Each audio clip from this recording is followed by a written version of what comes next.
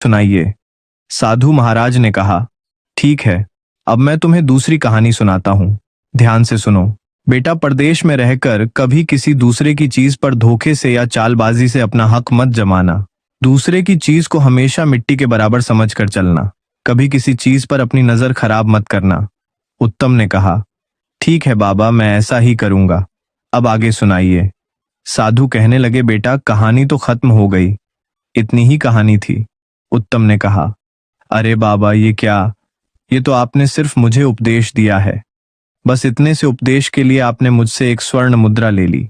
साधु ने कहा, बेटा, ज्ञान की कोई कीमत नहीं होती। ज्ञान तो अनमोल होता है। ज्ञान की कीमत तब पता चलती है जब इंसान मुसीबत में पड़ता है और वही ज्ञान उसे मुसीबत से बाहर ले जाता है।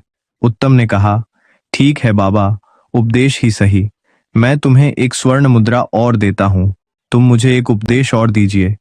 इतना कहकर उत्तम ने एक स्वर्ण मुद्रा साधु के हाथ पर रख दी। साधु ने तीसरी बात उत्तम को बताई, बेटा, जीवन में कभी किसी का कोई राज्य पता चल जाए तो उस राज्य को कभी तीसरे से मत कहना।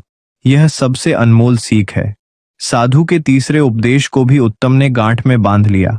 फिर सोचा कि अब मेरे पास सिर्फ एक ही अशर्फी रह गई है। इस एक अशर्फी से व्यापार तो क्या ही हो पाएगा।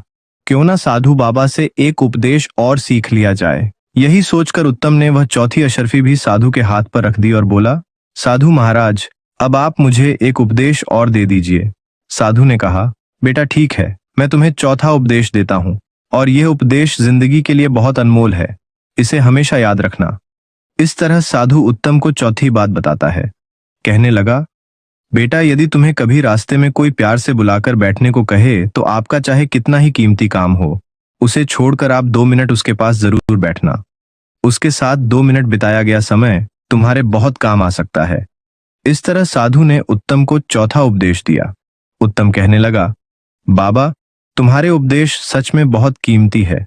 अब मेरे पास कोई पैसा नहीं बचा है, वरना 2-4 उपदेश मैं तुम्हारे और सुन लेता। तब साधु कहता है, बेटा, किसी के उपदेश को, किसी की शिक्षा को बिना मोल चुकाए नहीं लेना चाहिए। फिर भी तुम कहते हो तो एक उपदेश मैं तुम्हें अपनी तरफ से देता हूं, जिसका तुमसे कोई मोल नहीं लिया जाएगा। और वह उपदेश है कि परदेश में रहकर किसी बुरे चरित्र वाली स्त्री पर विश्वास मत करना। बुरे चरित्र वाली स्त्री का कोई पता नहीं होता कि उसके दिमाग में क्या है और दिल में क्या है। यह 5 उपदेश देकर साधु बाबा ने कहा, बेटा, हमारा तुम्हारा साथ बस इतनी ही देर का था।